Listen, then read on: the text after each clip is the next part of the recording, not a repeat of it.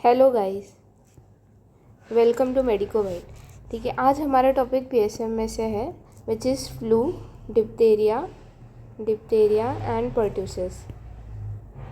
Pertussis. हम ये PSM के पर्सपेक्टिव से पढ़ेंगे। ओके, तो लेट्स मूव ऑन। तो फ्लू, डिप्थेरिया एंड पर्ट्यूसिस, तो अब इसको कैसे पढ़ेंगे? इसमें सिप याद रखना। एस से मतलब क्या? सोर्स। आई से इंक्यूबेशन पीरियड। सी से कम्युनिकेबिलिटी मतलब period of communicability. Special feature, immunization programme and prevention and control. This SICSIP, sip. Okay, तो पहला एस, सोर्स। हम पहले फ्लू के बारे में पढ़ते हैं। ओके, तो फ्लू में क्या बोल रहे हैं? Flu is also known as influenza. Flu layman's language में फ्लू बोलते हैं, मेडिकल टर्म में इन्फ्लुएंजा बोलते हैं। ओके, तो flu is cause by flu virus sorry. And अब इसका क्या बोल रहे हैं कि इसका सोर्स क्या है? सोर्स में क्या आएगा? क्लिनिकल एंड सब क्लिनिकल केसेस। सब क्लिनिकल केसेस मतलब क्या होते हैं कि they have the virus but वो ये फीचर्स नहीं दिखा रहे, क्लिनिकल फीचर्स नहीं दिखा रहे, मतलब सिम्टम्स नहीं दिख रहे उनमें। So they are spreading, they are maintaining the flu का जो भी परसेंटेज है इन कम्युनिटी, वो मेंटेन करते हैं सब clinical. And it is 50 to 70%, मतलब बहुत ज़्यादा ही परसेंटेज ही कैरी करते हैं, 50 to 70%। कौन? फ्लू के बाद आता है रिजर्वायर कौन कौन है इसमें? Animal, bats. और मोड ऑफ ट्रांसमिशन कैसे है? एक से दूसरी जगह कैसे फैल रहा है? ड्रॉपलेट से, एयरबॉर्न ड्रॉपलेट निकला। ओके, ये हो गया सोर्स हो गया। फिर आता है इंक्यूबेशन पीरियड इसका 18 to 72 आवर्स है। ठीक है, 3 days तक हो सकता है। ठीक है, इंक्यूबेशन पीरियड मतलब क्या? एंट्री और साइन एंड सिम्टम कब आया उतना दिन, 18 to 72 आवर्स है। फिर आता है पीरियड ऑफ कम्युनिकेबिलिटी, कब वो स्प्रेड कर सकता है। तो ये पीरियड है period of onset of symptoms, ये ऑनसेट ऑफ सिम्टम है उसका।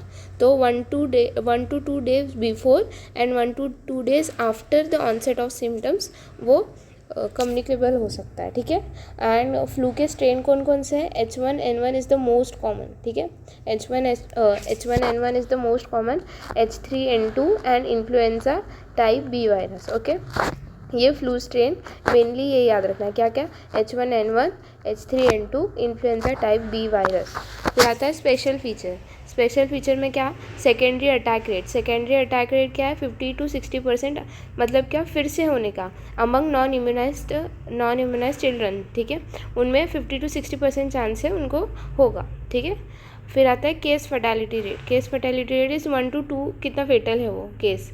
1 to 2% है। Basic reproduction number is 1 to 2, मतलब कि वो कैसे फैला रहा है, मतलब अगर इसको हुआ तो कितने जन को फैला रहा है वो। बेसिक रिप्रोडक्शन कैसे रिप्रोड्यूस कर रहा है वो, 1 to 2 है इसमें। ठीक है, 1-2 ऐसे, फिर 1-2 ऐसे। फिर आता है इम्यूनाइजेशन में इसमें पहले प्रिवेंशन एंड कंट्रोल का दिया है। ड्रग क्या है? ड्रग ऑफ चॉइस क्या है? ओसेल्टामिवीर। ओके, ओसेल्टामिवीर विच इज़ 75 mg देते हैं।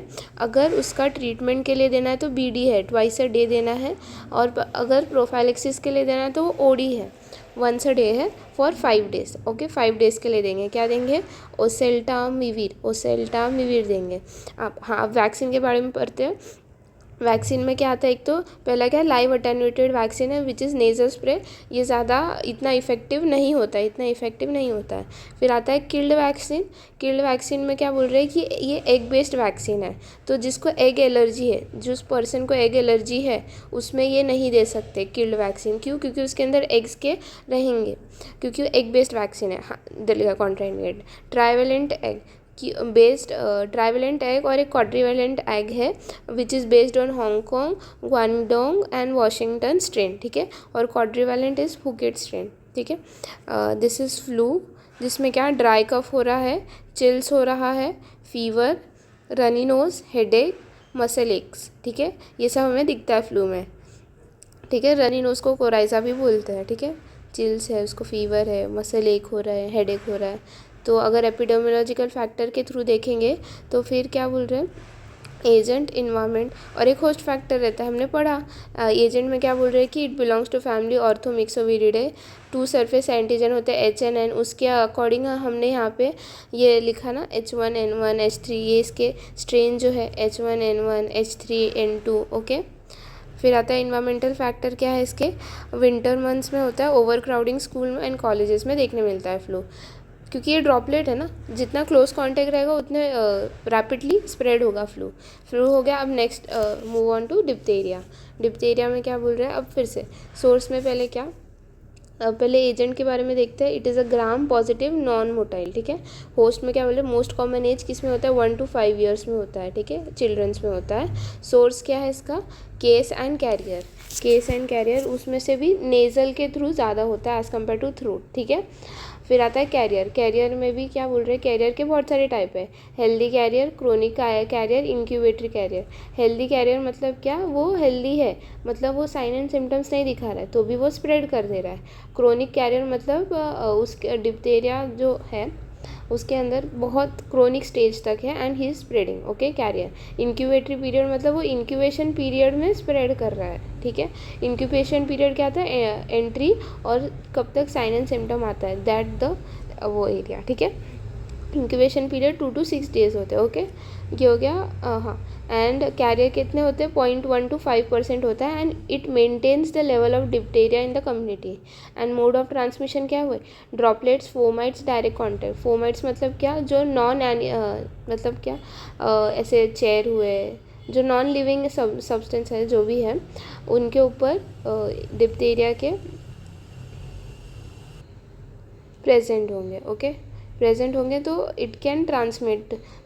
अगर किसी ने उसको टच किया उस नॉन लिविंग सब्सटेंस को तो फिर वहाँ से वो स्प्रेड हो सकता है। Fomites, direct contact. और इंक्यूबेशन पीरियड कितना है? 2 to 6 डेज। फिर आता है पीरियड ऑफ कम्युनिकेबिलिटी। इसमें क्या बोल रहे हैं? अगर डिप्थीरिया अनट्रीटेड है तो 14 to 48 डेज तक वो स्प्रेड कर सकता है। ट्रीटेड है तो it is non infectious with in 48 hours. And carriers में क्या बोल रहे हैं? They can be declared non infection. जो कैरियर है उनको नॉन इन्फेक्शन डिक्लेयर कर सकते हैं इफ़ उनके हमने 2 कल्चर किया और दोनों नेगेटिव आ रहे हैं, बट जो दो कल्चर किए वो मोर देन 24 आवर्स अपार्ट है, ठीक है। फिर आता है स्पेशल फीचर। स्पेशल फीचर में क्या बोल रहे हैं? Secondary attack rate. Secondary attack rate is not applicable, ठीक है। इसका fatal rate is 10% if untreated, okay. फिर आता है जो केसेस है उनको क्या देंगे हम? DAT देंगे, विच इज़ डिप्थीरिया एंटीटॉक्सिन देंगे। It is given at the rate 20,000 to 1 lakh IV। और माइल्ड एंड मॉडरेट को IM देंगे, ठीक है। एंड मॉडरेट टू सीवियर को IV देंगे। माइल्ड और टू मॉडरेट रहा तो IM देंगे, मॉडरेट टू सीवियर रहा तो IV देंगे केसेस में। फिर एंटीबायोटिक्स में क्या देंगे? पेनिसिलिन देंगे एंड एरिथ्रोमाइसिन देंगे फॉर 12 to 14 डेज, 2 हफ्ते तक देंगे, ओके, ड्रग ऑफ चॉइस। फिर आता है सीरियल कल्चर में क्या बोल रहे हैं? Non response to treatment. मतलब क्या?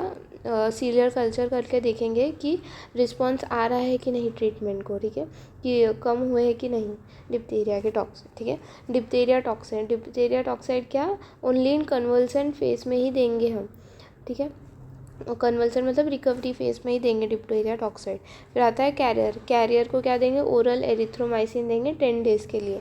फिर जो कॉन्टैक्ट्स में मतलब जो एक पर्सन को डिप्थीरिया है एंड कोई अदर पर्सन जिसको नहीं है वो उसके कॉन्टैक्ट में है, तो अब क्या करेंगे? पहले असेस करेंगे signs and symptom, culture sample को भेजेंगे फॉर कॉर्निबैक्टीरियम डिप्थीरिया के लिए and antibiotics given to all contacts, ठीक है। Penicillin G and oral erythromycin is given for 7 to 10 days, ठीक है। इसमें क्या दे रहे हैं? पेनिसिलिन और ओरल एरिथ्रोमाइसिन दे रहे हैं। कैरियर में ओरल एरिथ्रोमाइसिन दे रहे थे, ठीक है।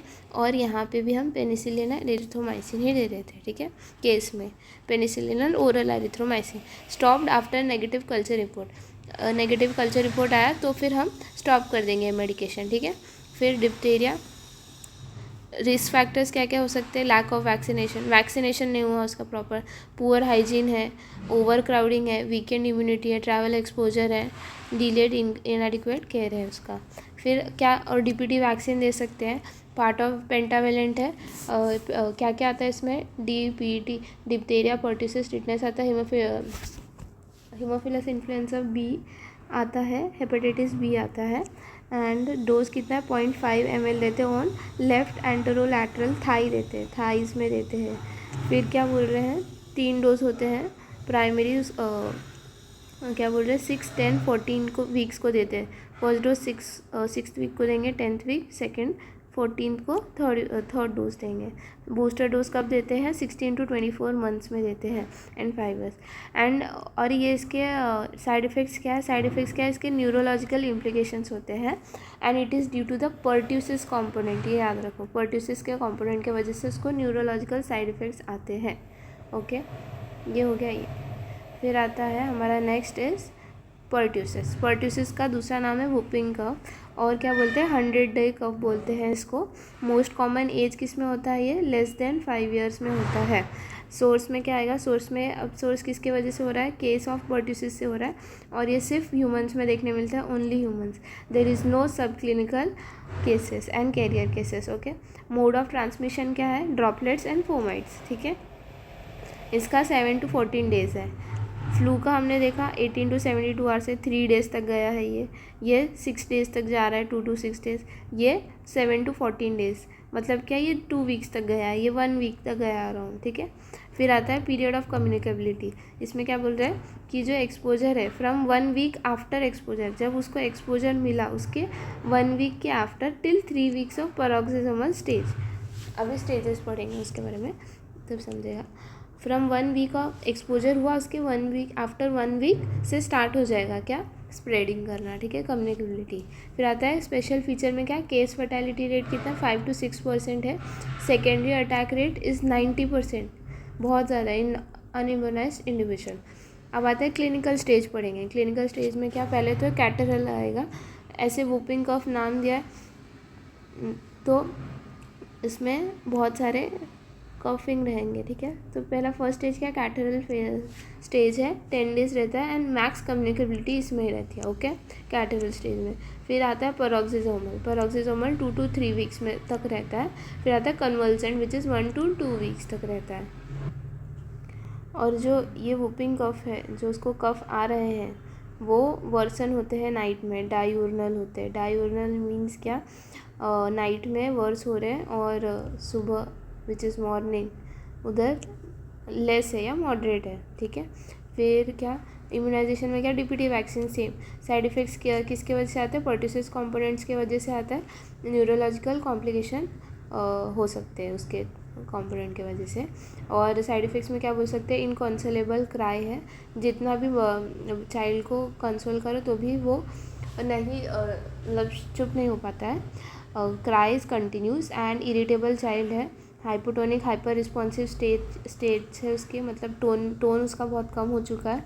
Contraindicated children with seizures है, डिसऑर्डर, क्योंकि इनको न्यूरोलॉजिकल कॉम्प्लिकेशन है ना, और इनको अगर चिल्ड्रन को पहले से न्यूरोलॉजिकल कॉम्प्लिकेशन और डीपीटी दिया तो बढ़ जाएगा ना side effects and all. And in progressive neurological defects. ये था flu, diphtheria and pertussis. Okay, thank you.